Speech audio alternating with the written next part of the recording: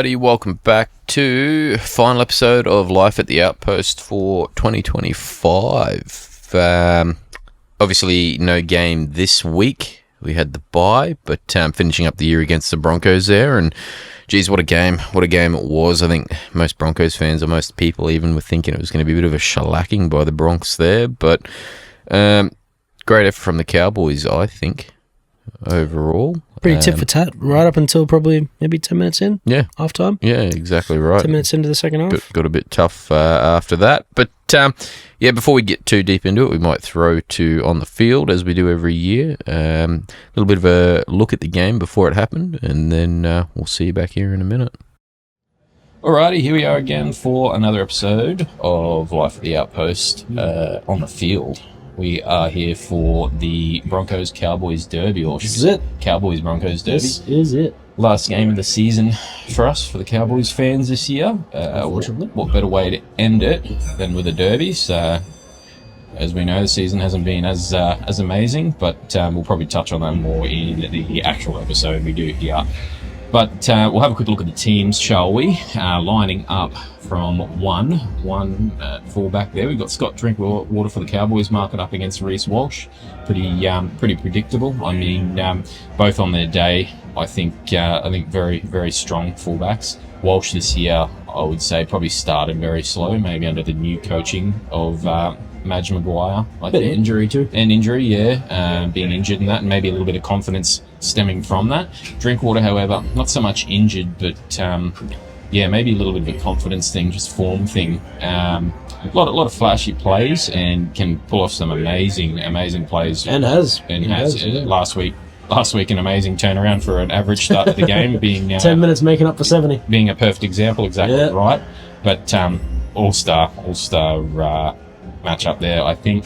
Moving on to our wingers, we've got Semi Valame again out on the wing, filling in for Muzz, marking up against Josiah Karapani, who as well has Josiah Karapani. He debuted a few years ago, had an all right debut, and he's just sort of been waiting in the wings. And this year, much like Gamat, which we'll touch on soon, has really made a name for himself, probably even solidifying his spot on the wing there. In the centres there, big time. Yeah, in the centres there, Jackson Purdue and Katoni Staggs. Purdue obviously debuting this year and had a, I would say, up and down year, but definitely more up than down for sure. Definitely. One of our star players and shining lights moving forward for the Cows, most definitely. Staggs as well. Someone that over the years, I mean, he's been a mainstay in the Broncos side. He has seen a little bit of quieter form and quieter games and that, but this year, just absolutely killing it. Starting to sort of push his way into, I'd say, ascendancy of the older boys, even though he's not that old. Some of the more older veterans in the side at the moment. In the other centre position, now we've had a late change. I think Valea was injured with a calf. So he's come straight back from the eye and out with the calf. Yep. So late change yesterday, I think it was. So we're seeing Zach Labuck move in off the interchange and take that centre spot back, which he was doing earlier in the season anyway, regardless. I mean, there's not much change there. It's going to be much like it was probably the back end of the year for us. I do like it. I think matching up against Staggs is going to be a bit tough, but hey. I mean, he was always going to be in from the 14 anyway. Yeah. Old Zachy, but yep. It just means that Kyle gets pushed in, I guess. Kyle and Kai. Yep. Kyle and Kai. Kai O'Donnell coming in to take that spot that Zach left on the bench there. So, in my opinion, I think that's probably a better way to go. Just having a bigger body on the bench, because as we saw last week against the Tigers, Labuck didn't get a second of game time. He wasn't required, but they couldn't utilise him. So, I think this is probably a much better. I think this is a much better option. Yeah, much better outfit here. As well, for the Broncos, we have Gamat Shibasaki, who, what's to be said about Gamat? I mean, he's been a bit of a floater, was with us and didn't really get too much of an opportunity. He's come back this year and with the Broncos on a training trial, I believe it was initially. And not next year, that's for sure. Next year, this year he's locked his spot down, and he's also had a killer year in Origin. So Goatee's out for Shiba. Goatee's out for Shiba, not tonight though. Except for tonight. not tonight. But amazing matchup there, I think. On the other wing, Braden Burns, probably, I think, one of the more solid players for us this year, although he hasn't been in for the whole season. I've liked every little bit of effort he's put in. I think his effort areas have sure outweighed, I guess, the lack of speed maybe and things like that, mobility. Old boy is still getting it done, basically. That's right. Always has a strong ball carry. Kick returns insane, and as we can see, he can score a try like no other. Couldn't ask for a better replacement for Felt, in my opinion. Almost 1 for 1. So 100%. Loving that. Up against Dean Mariner there on the wing for the Broncos tonight. We'll move into the halves, though. Do you want to take over for the halves there? Who have we got the halves pairing? So we've got Clifford, of course. Old faithful, really. Yep. I mean, I'm liking him much more as a 6 than a 7, really, personally. 100%. I think he's really actually having a go, and really proving why he should be in the team as well, which is fantastic. Ball running ability. I mean, as good as Tommy, or almost as good as Tommy on his day. So 100%, and just really offers a bit of dynamic with that kicking as well. So, obviously sharing that against Billy Walters. Bill Walters playing 6. Yep. I guess it's out of necessity more than anything. Mm-hmm. It's going to be interesting to watch this. Yep. Especially paired up with Hunt. Yep.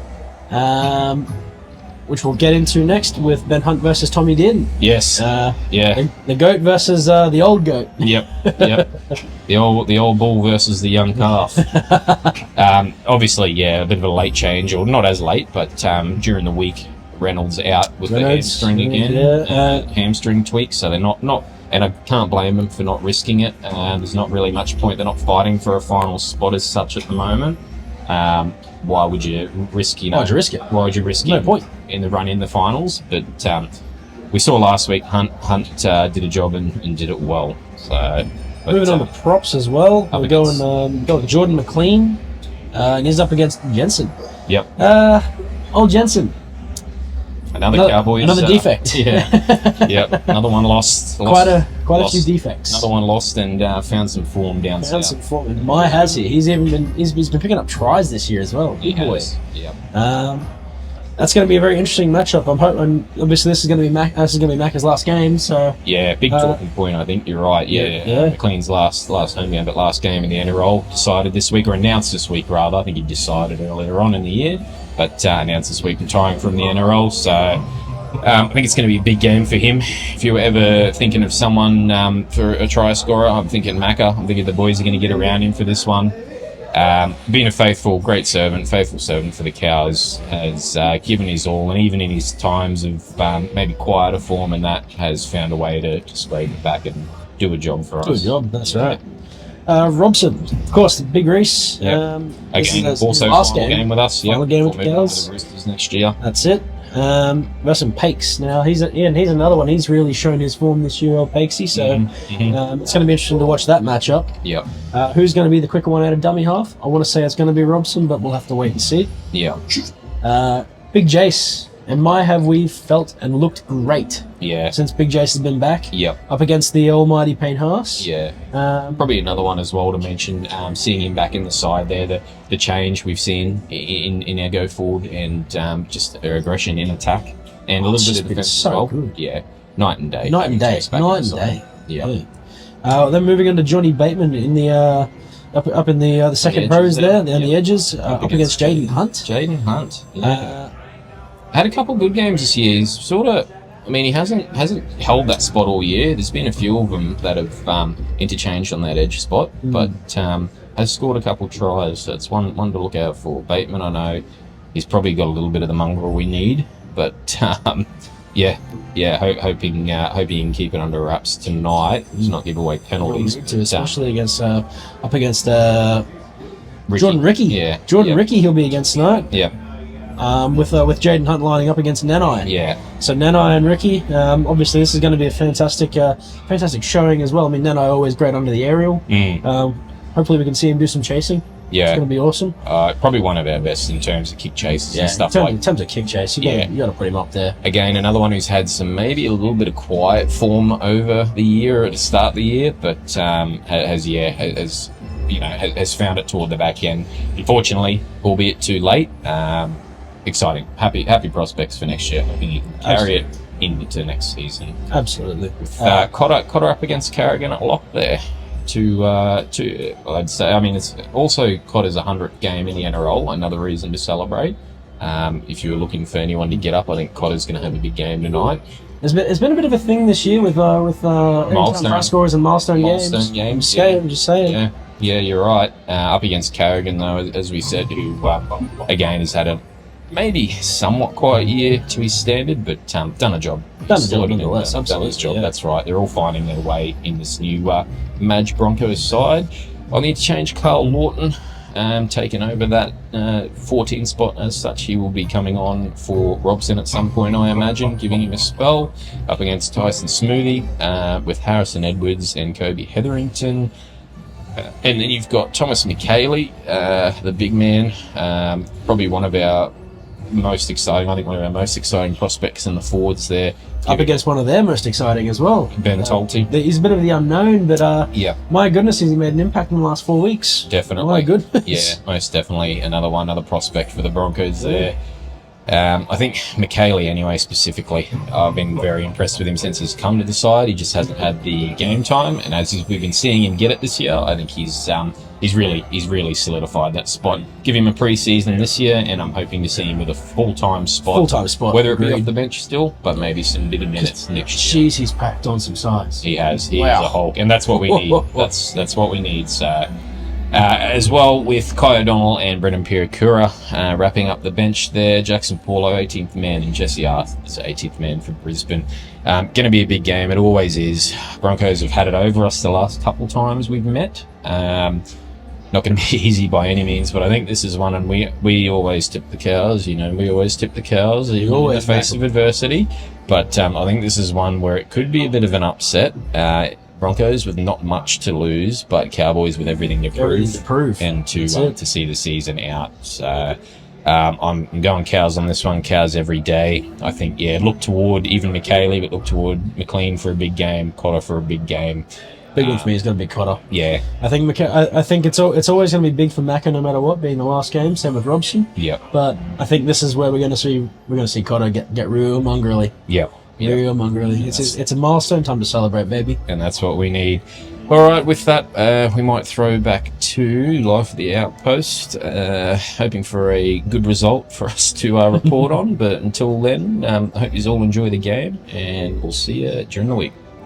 And with that, I mean, the game that was exciting, but unfortunately not to be in the end. 30 points to 38, which was I thought pretty slim margin in comparison to what it could have been. But we just unfortunately. It's just that right edge, man. That right edge just still leaking points. Been a problem most of the year, if not all year, really, hasn't it? You can't really blame it all on that, but as well, I think it was a lot of crafty work between Benny, Billy, and Reese. I think the three of them had a lot of really crafty plays, especially off short balls. But I think, just the defense on that right edge has just been bleeding profusely all year. It's sort of gone back to shades of Felton Hiku. Yeah, a few different combinations as well, which has made it hard. There hasn't ever been one set locked in one, but just even when there's been some sort of consistency, it still hasn't been great. Unfortunately, we've seen teams just shred it non-stop. And once again, Broncos did real well at that. Walsh, I mean, had a pretty average game overall, but he did pick, at his times, he did sort of bring it back. He did pick that apart and did take note of that a lot, unfortunately. Literally did us twice on the exact same play with the same player. Yeah. Shibasaki. Yep. It was the exact same short ball straight through the... Yep. Yeah, straight through the adjacent line run. So, it is what it is. Yep. And, I mean, look, you can talk about and whinge about the forward pass conundrum, as many get away with as many forward passes as they like. But, at the end of the day, it just the opportunities for them were created anyway, which is probably the big thing. And the game was also technically inconsequential anyway, so it really didn't matter in the grand scheme, but it would have been nice to kind of knock them down a peg before they went into finals. Yeah, exactly. Or even, just a bit of a... I mean, again, they generally are a bit of a competition. The last couple haven't been as such, but generally are a bit of a competition, but it would have been good to come away with the win, and that's right. Make that top 4 finish for them just that little bit harder and just show them we are still here. But, yeah, unfortunately, not been able to get it done in the end, making it... pretty telling of the year that was for the boys, unfortunately, having times where they did show a lot of fight, and it just wasn't enough, unfortunately, this time. Fell a little bit short. I think there were a few players that had some real stellar games. Tommy, obviously, again, always has always competing. Yeah, immense game. Braden Burns, for me, again, impressive as just strong ball carries. Just the fact that he was always the first man willing to take a hit. Yeah. He was never really ever looking to pass. He was always willing to take every hit. Exactly right. And you see Drinkwater take a kick, and the first thing he's looking to do is pass it or something. So having someone that's able to bring the ball back and return the ball, willing to take that, like you said, take that hit or even just take a hard carry it's been impressive to me, I think. And I've said it a couple times before, and obviously is his own player, but I think he's probably the next best thing we've got to, after losing Felt anyway, in terms of a 1-for-1 replacement, which I've been very happy with. Obviously, a couple players playing their final games with us too, so... Jordan McLean hanging the boots up and retiring. That was his final game for the boys. And also Reece Robson, although he's heading off to the Roosters. Greener pastures ahead by the sounds of it for him, but both being great servants. McLean, pretty instrumental in our forward pack. He's had his lulls in form here and there, as they all do, but come back twice as strong afterwards. And Robson, I think we don't need to talk about how instrumental he's been in our turnaround of form since he came to the club. After he took that position from Granville or become the full-time hooker, he's been one of the better defensive ones, but his attack has just year on year grown immensely, so we're going to miss both of them, unfortunately. Bit more news on players leaving as well, though. We've seen seven players which weren't getting contracts next year, or 7 players in total with those guys, a couple being ones that aren't getting contracts next year, obviously. Most disappointing one or crazy one to me was Marley Bitangane, who, by all accounts, had a really good debut. And, he got given the shot for a reason. He's been 18th man a fair few times and been in and around the squad. But, for whatever reason, whether it be his own, maybe he's requested to leave or something and go back down south. Who knows? I don't know where he's heading to, but... leaving the club, unfortunately. He was probably one of the more promising ones for me as well, who I was really keen to see play more. And what we needed, a forward, a big forward. Yeah, we really needed a big forward like him, obviously the Duffy one shook me a little bit too, because... not really 100% sure what he's going to do when he goes down there. Yeah, exactly. Didn't really make a lot of sense to me, but... best of luck to him, I guess. Yep. Yeah, been good when he had his opportunities this year. I know this was his first year getting to go, but he was good. So unfortunately, not to be. Won't see what could have been for a while, if anything. Anyway. Yeah. As well as Nick Linaz was another one. I think he debuted, had a game, and was quite good. And the other one, Sammy Valame. Now, he hasn't played a lot this year. He had a good debut when he first came to us, and then sort of was a bit shaky and hasn't played a lot since. But I thought he'd been all right since he'd been in the team this year. But again, another one that was a little bit of a defensive liability, and, that made that edge a little bit hard, I think. Maybe a bit weak, really, but a bit hard to defend, unfortunately. Would have been good to see him stay, though, but... can understand, he probably doesn't really have a spot because we seem to like signing outside backs on outside backs. So, unfortunately, he was one of the first outside backs at the start of the queue. He's lost his spot since, but off to the Super League, old Semi Valame. There are a couple more as well, I believe. I can't think of at the moment. They're not coming to mind, but yeah, all the best, obviously. And... looking next year, hopefully positive signs for next year, right? I think we've got that Ethan King coming, so hopefully that's someone to put a bit of strain on Drinkwater. Maybe get him to sort of just keep him honest. Yeah, keep him honest. That's exactly right. Perfect way to put it. So just keep him honest. Yeah. And obviously there's still potential coming signing news anyway of other people as well. Yeah. You know, there is still completely on the cards the chance we get Sandon Smith. So yeah, see how things go. I guess would be handy. That'd be handy. Absolutely, would be very handy. That would be. I actually feel like that'd be a very nice little impact change between Reed and Sandon. I think that'd be a very, very cool interaction. So 100%. Yeah. With that though, I think there's probably not a whole lot more in terms of news in the last couple of weeks. Sort of round the season out. I think the boys got a bit of an early Mad Monday, and they'll be looking to rest up before some of them inevitably get a call up for the Kangaroo Tour in a couple of months' time. So. Yeah, really. Just looking forward to next year. Looking forward to what we can do. We've had a couple years of relatively decent stability in terms of team and that, but just haven't been able to get the job done, unfortunately. So really hoping next year we can get that foot in the door and start to make another run like we did back in 22. Yeah. Yep. But yeah, with that, I think until next year, at this stage, until next year, thanks for listening to another full year of it. I really looking forward to what we can do next year, and hopefully we'll come back with some more exciting content for you. Absolutely. But, until then, thanks for listening.